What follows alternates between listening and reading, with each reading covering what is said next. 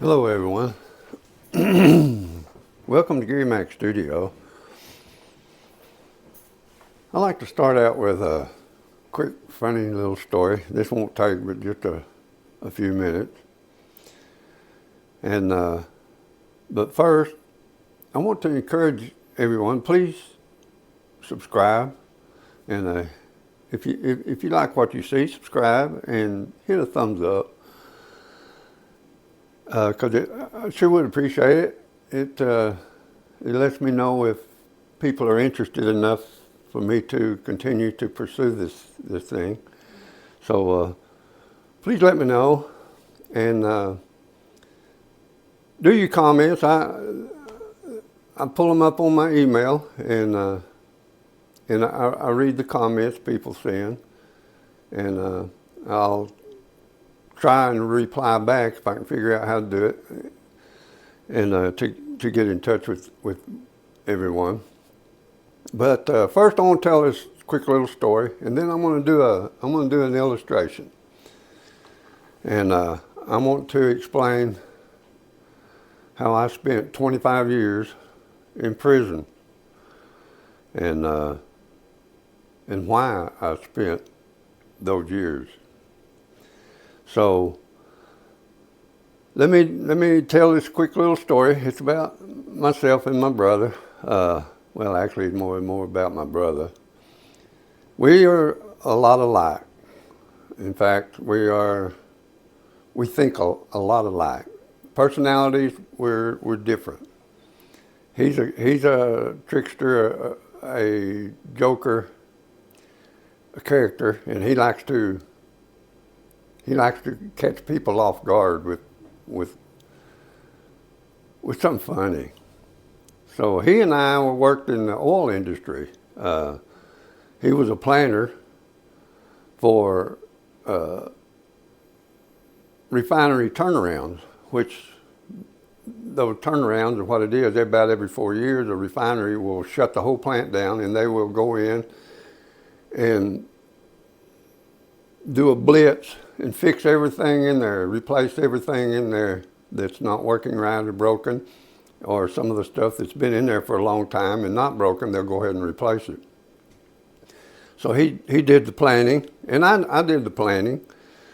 And then after a couple of years of planning, then I started scheduling. I learned the scheduling program and became a field engineer for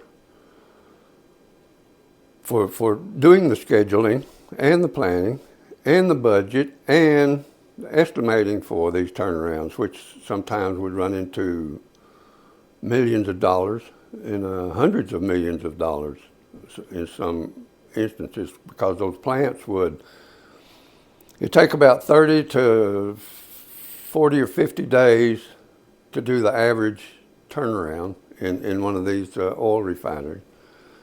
And so me and my brother, we were freelancers. Different companies hired us to go and do these jobs. And so we were hired to go to a Valero up in Dumas, Texas. And then the first day there, the plant manager had a meeting and wanted to learn who everybody was. And he had his engineers there and all of the representatives from all these different companies, scaffold builders, the carpenters, the pipe fitters, the welders, and equipment operators, and you name it. All of them had their representatives, and these were all different companies that they'd hired to come and do these jobs. And my job was, and sometimes there'd be anywhere from 2,000 to 6,000 men they'd bring in there at one time, depending on the size of the plant and what all they were going to do. And my job was to schedule where every one of these guys were going to be for that 30, 40 day period, because they wanted to get it done as quick as possible, because those plants would run $7 to $12 million a day through that plant. So if they're down for 30, 40 days, that's a lot of money that goes out the window. So it doesn't matter how much it costs to get it done, just get it done. And Anyway, the first day there, the plant manager had a meeting, and we was all sitting around these big old tables. And the plant manager, he started in, welcomed everyone, and he says, "I'm so proud of myself." He says, "I haven't smoked a cigarette in like 4 months or 6 months, whatever it was he said. I don't remember. This has been a long time ago." He said, "I hadn't smoked a cigarette in this long." And he said, "How many in here had smoked and had quit smoking?" Well, and probably 3/4 of the guys in there raised their hand, including myself, including my brother. And so he went around and he started picking each one. He said, "Well, how did you quit smoking?" And the guy would tell him. And then he went around and he come to me, and I told him that I just decided I wasn't going to smoke anymore. He come to my brother and he goes, "Ray," said, "how'd you quit smoking?" My brother looked at him and said, "When they started giving drug tests." And everybody in there, they wanted to laugh, and they didn't know whether to laugh or not, but they were all there going, they were trying to hold it in, and so was I. But they were all going, like that. And that plant manager, he just stared at Ray. He just stared at him. And then he started laughing, and when he did, the whole group just busted out laughing. Anyway, that's my little story for today. Today I want to do a quick little study, and I want to tell a story. Let me move this camera around where maybe you can see it's hard to stay out of the way so you can see what I'm doing. But I want to tell how I went into prison for 25 years. And what I did and what happened while I was in there, and why I went in there. And I want to try and do this. This is just kind of an experiment. See if this works. See if I can do it. But I want to do a quick little study of the painting, and try and do my my testimony here as I paint. So first thing I want to do is I want to cover this sky with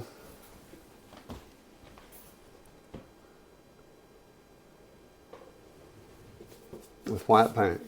And this board, this is on wood. This is wood. It's a thin birch plywood. It's 1/8 of an inch thick. And these are acrylics. And the reason I'm doing acrylics is because they dry fast, and I figured that this would be the proper medium for doing this type of a painting. And I like these boards. I gessoed them. I've got like 3 or 4 coats of real gesso. It's a real thick, heavy-bodied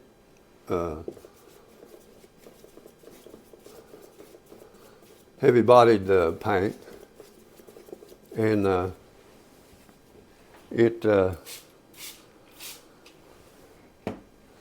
makes a real, and I sanded it between coats.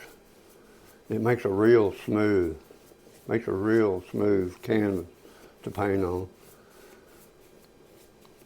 And I don't spend time mixing my paints. I like to mix my paints on the canvas, and I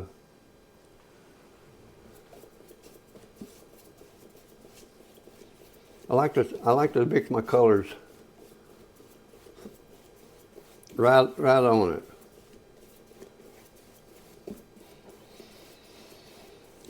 Okay, I want to get to my story while you guys just watch me do this. And I want to try and concentrate on both of them. We'll see.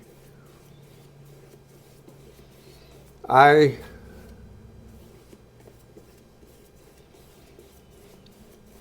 did prison work, volunteer prison work, for over 25 years. And what I did in that time was,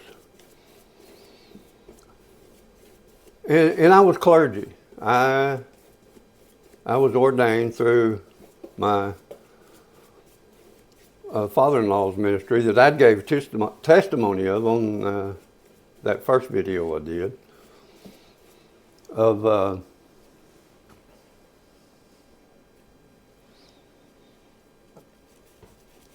me being ordained through his ministry. And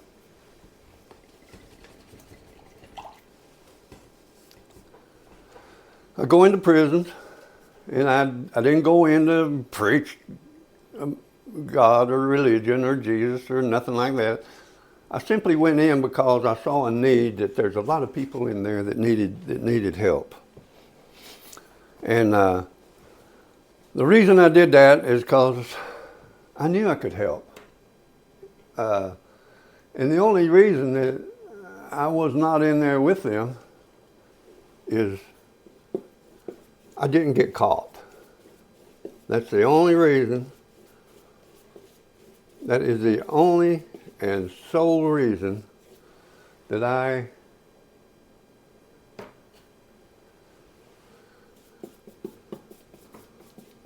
went into these prisons, is because I knew I could help. I could relate to them. And in that,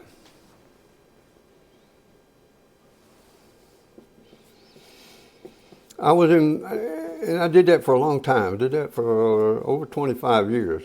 And I began to get somewhat of a reputation among chaplains and wardens. And one time I was invited to go to this prison up in Gainesville, Texas. It was a Texas Youth Commission. I never had been in the Texas Youth Commission before. And this was in the early 90s, somewhere right in there. And so the warden had invited me in, and because she stressed that she had a couple of inmates, young inmates in there, that she thought maybe I could counsel with and talk to and help.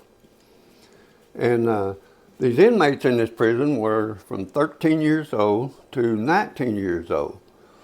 And when they turned 19, then they would transfer these inmates out, and they would take them into other units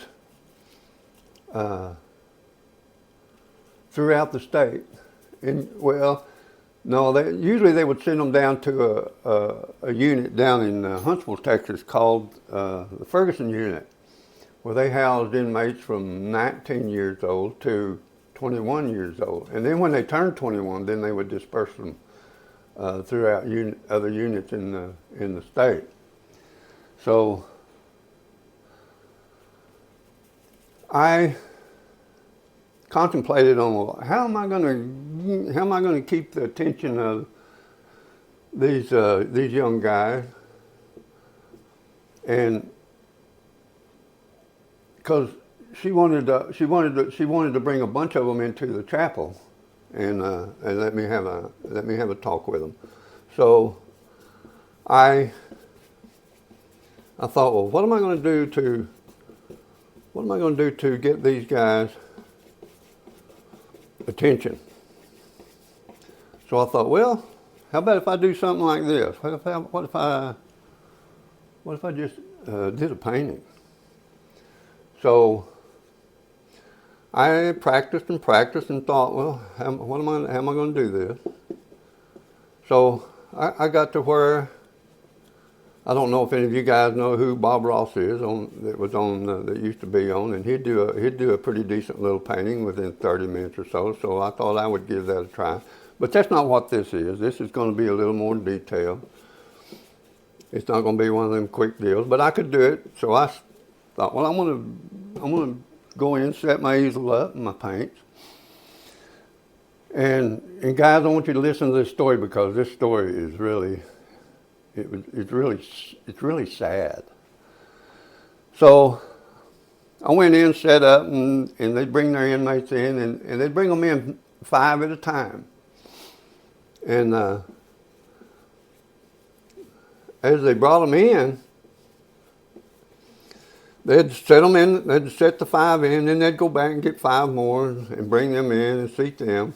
And they did that to keep a head count of all, because they had to have a registry of who all is leaving their cell, where they're going, and what they're going to do. So sometimes it'd take an hour, hour and a half to bring in 100 inmates with all the legal and technical stuff that they had to do to get those guys in there. So I set up, got them all in, and it was like the younger inmates, these are kids. And when I say kids, I'm talking 13-year-old kids, 13, 14, 15-year-old kids. Most of them sat at the front, and then most of the older ones, 15, 16, 17, 18-year-olds, was kind of sat at the back. And so I introduced myself, set up my easel and my canvas, and here's what I told them. I said, look guys, what we have here is a blank. There's nothing on it. We're going to do a fresh start on making something beautiful. And I said, okay, this is your life right here. This is you. This is who you are. And so I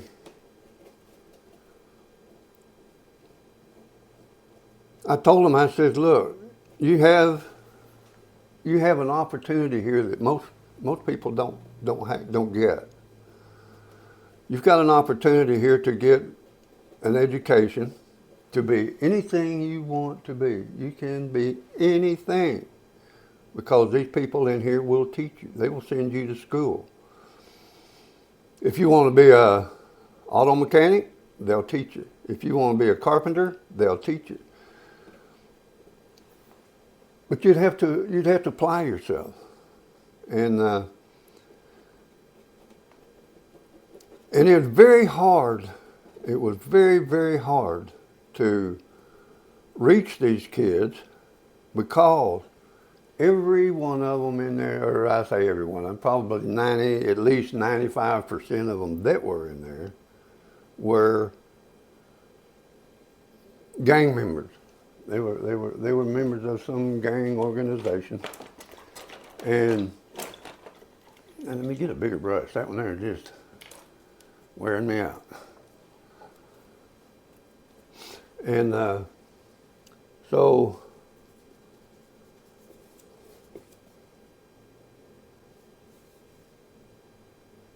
with that mentality, if they spent time in the big house, they were somebody. They had gained status in their family, their gang family, and that's what they called them. They called them their family. So I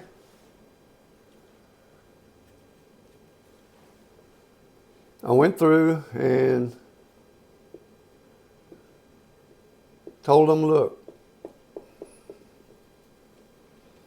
why in the world would you guys want to live in an 8x10 toilet with a bed in it. Said, somebody explain that to me. Explain to me why you can't be out doing something like this and being productive out in society instead of rebelling against society and trying to be something that be something productive. So I went through and did all this stuff, and I painted this picture. And when I was through, I said, okay, is there anyone here who wants prayer? Who wants to better their selves? So I asked if anyone needs prayer, and several of them raised their hand. And this one little guy that was kind of up close to the front, he raised his hand. The warden leaned over to me, and she said, "This little guy here, he's 13 years old, and he's searching. He's wanting to better his life." And so I asked the warden. I said, "Is it okay if he comes up to the front here?" And she said, "Yeah." So I said, "Come on up here, and we'll pray." And he come up, and he was 6 or 8 foot from me, and he held out his hands like this for me to take his hands to pray. And we're not allowed to have any physical contact with the inmates. Excuse me. Not allowed to have any physical contact with the inmates, so I looked at the warden, and she looked at the guard, and she says, "It's okay." So the little guy come up, and I took him by the hand, and he says, "I want you to pray for my family." And I said, "Okay." So in these, the mentality of these kids is if you spent time in the big house, you're somebody. So I kind of figured his family was the gang that he was a member of. And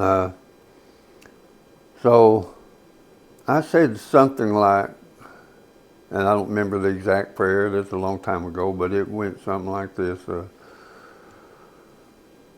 I was going to pray for his mom and dad.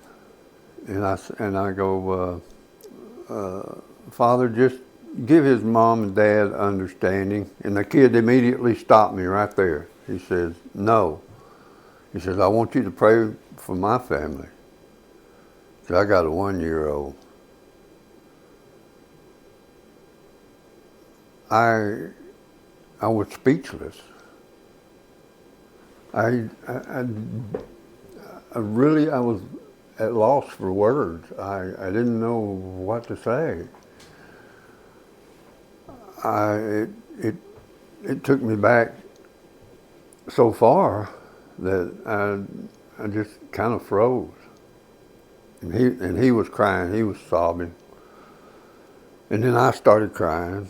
And then the warden started crying. And then several of the inmates around there were crying. And the older ones that sat in the back, of course, they were heckling and shouting and obscenities and all kinds of stuff. And the warden, she had enough. She had them cleared out. And just the ones that stayed in that wanted to continue. Anyway, when it was all over with, and I gave the warden, she had my contact. Then she gave me his contact and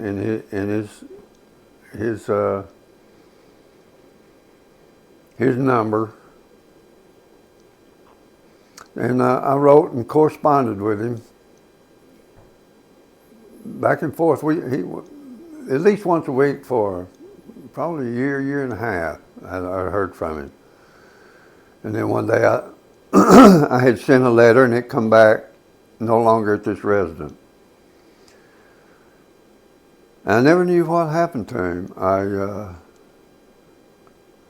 In fact, I never went back to that unit after that. And that happened quite a bit with various inmates. I would write letters and the little guy were telling me how great he was doing, and he was going to school and he was learning this and learning that, and he was learning some trade. And I just prayed that he got out on parole with a good status. And but you never know about these guys.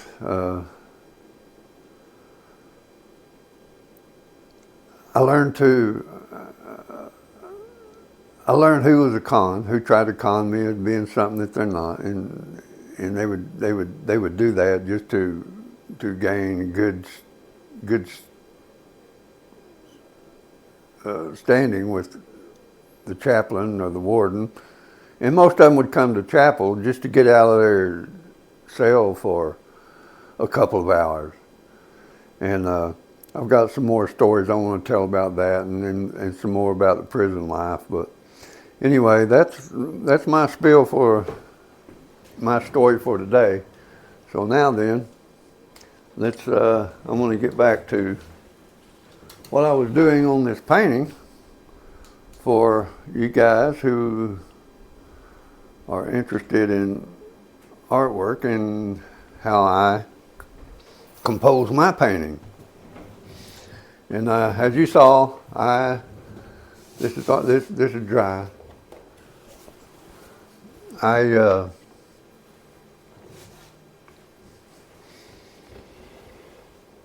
mix my colors on the canvas. I don't spend a lot of time mixing it on,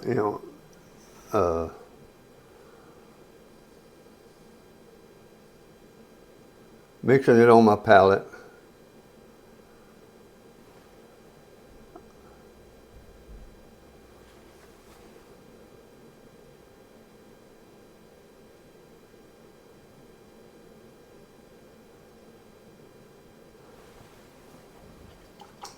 I like to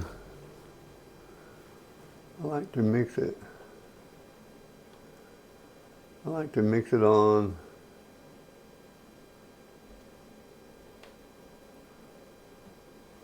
right on the canvas. So I'm just going to be quiet for a little bit, and I'm just going to sling a little bit of paint. We're going to have a sunrise or a sunset here.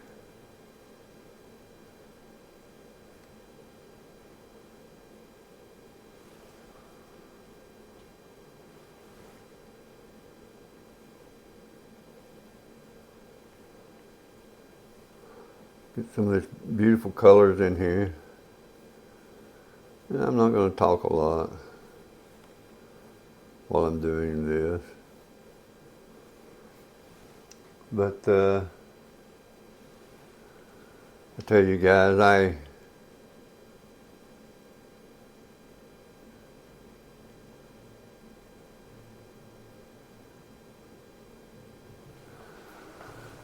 I see a need in society,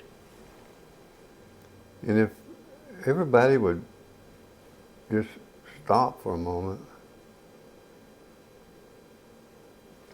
and think about the needs of someone else and do what you can about it. Zoom in just a little more, and then I'll try to stay out from in front of the camera the best I can. It's kind of hard to stand to one side.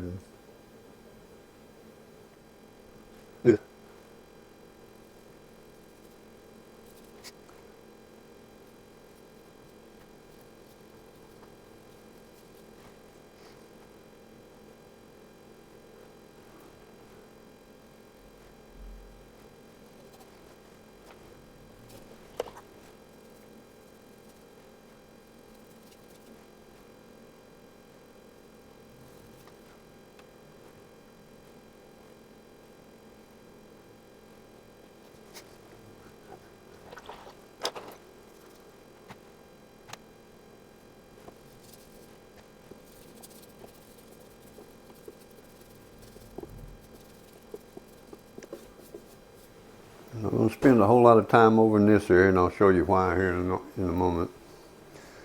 Because we're gonna cover some of that up with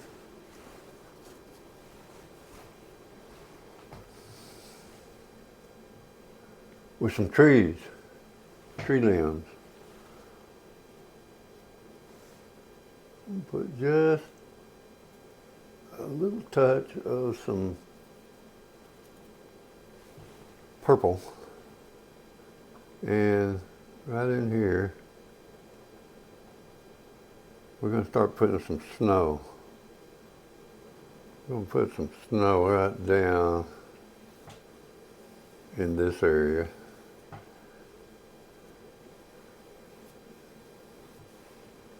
And I will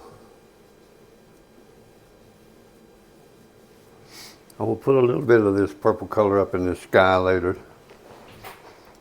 But first I want to see how my colors are we're gonna go right in this area.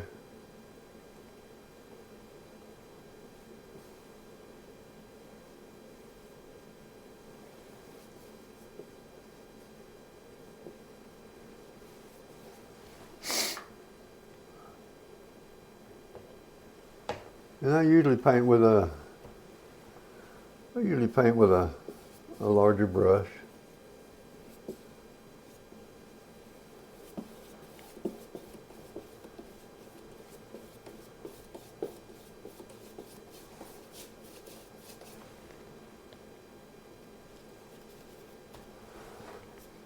Acrylics, I paint with oils, and I love painting with oil, but I like painting with acrylics too. And because I'm not confined to one medium, I like to experiment, and I like to try different things, different techniques. And with acrylics, a lot of times you can apply it with watercolor techniques.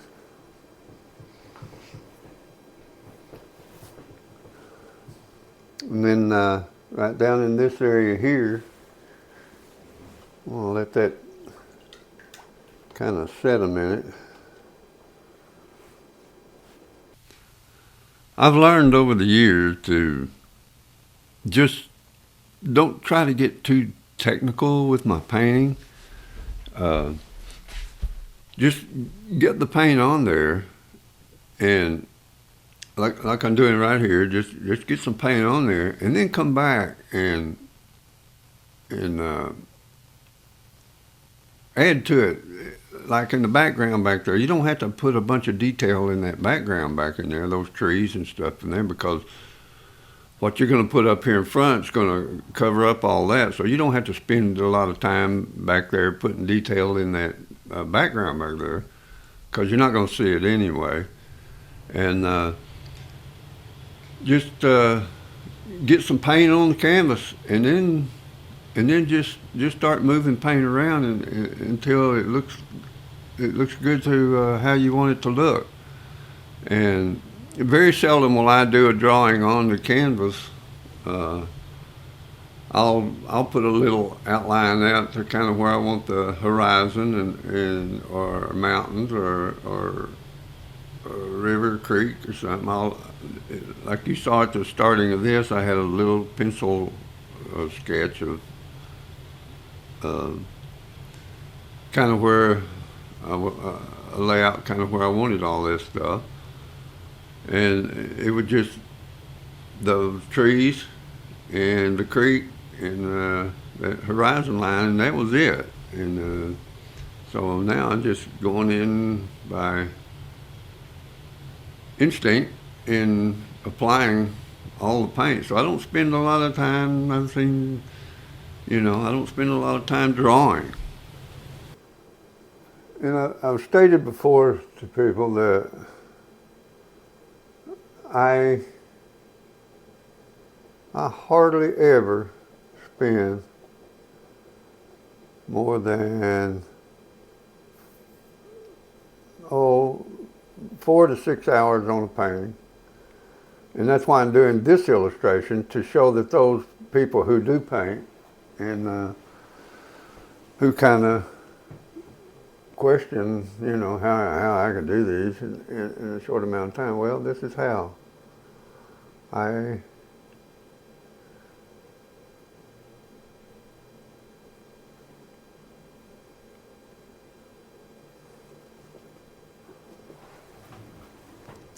Just what you're seeing right here.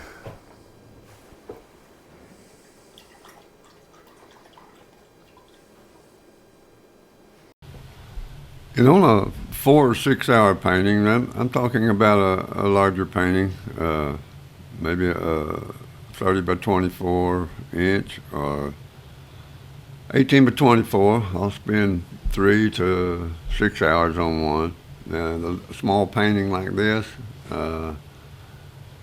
I'll have about 2 hours in it, I think, just guessing off the top of my head from what you've seen, what I'm doing right now, and then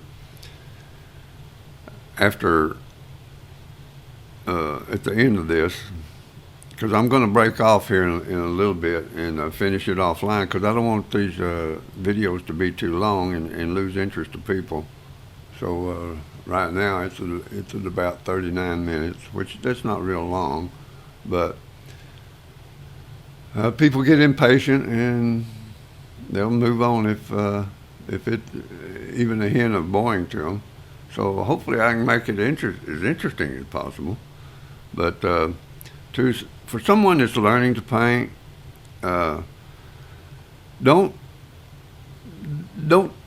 try to be too precise, too eager to make it perfect, because that's not going to happen. Just as you see here, I'm just slinging paint around, just slinging color on there. Just get it on there, and if it doesn't look right, then you paint over it and do it again.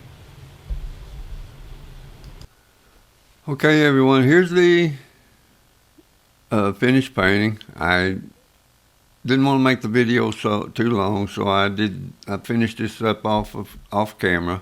I still have a little bit to do on it, but I spent about 45 minutes after I turned off the camera and put in these details on this thing, and